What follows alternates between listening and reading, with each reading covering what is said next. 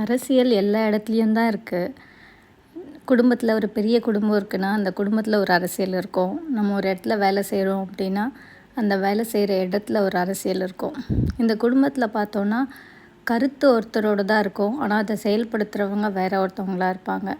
இதை நம்ம ரொம்ப பொறுமையாக, ஆழமாக உட்காந்து பார்த்தா தான் கருத்து யாரோடது, செயல்படுத்துறது யாரோடது அப்படின்ற புரிஞ்சுக்கிற ஒரு அரசியலே நமக்கு தெரியும்.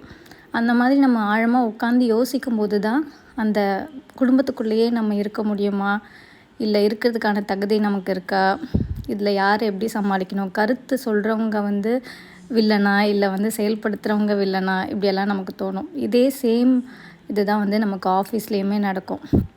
நேற்று டிவிகே மாநாடு எல்லாருக்குமே தெரிஞ்சது தான். அதில் இவ்வளோ பேர் இறந்துட்டாங்க அப்படின்றத நம்ம பார்த்தோம். என்னை பொறுத்த வரைக்கும் ஒரு கோவிலுக்கு போகிறோம் அப்படின்னா ஒரு 5 மணி நேரம் 6 மணி நேரம் நின்று தான் சாமி பார்க்க முடியும் அப்படின்னா, நம்ம குழந்தைங்கள கூப்பிட்டு போகலாமா, இல்லை என்னோடய மனைவியால் நிற்க முடியுமா, இல்லை என்ன கணவரால் நிற்க முடியுமா, அவங்களோட உடல்நிலை அதுக்கு தகுதியாக இருக்கா அப்படின்னு நம்ம ரொம்ப யோசிப்போம். அதெல்லாம் பண்ண முடிஞ்சால் மட்டுமே நம்ம அங்கே உள்ளே போயிட்டு சாமியை பார்ப்போம். இல்லை அப்படி பண்ண முடியாது அப்படின்னு தோணுச்சுன்னா, இன்னொரு நாள் நம்ம சாமியை பார்த்துக்கலாம் அப்படின்னு நம்ம வந்துடுவோம். அந்த மாதிரி தான் ப்ரொஃபஷனும் ஒன்று ஒரு இடத்துல இருக்குது. இதில் யார் சரி, யார் தவறு, இதில் சூழ்ச்சி பண்ணது யார், என்ன நடக்குது, இதெல்லாம் நம்ம பின்னாடி யோசிச்சுக்கலாம்.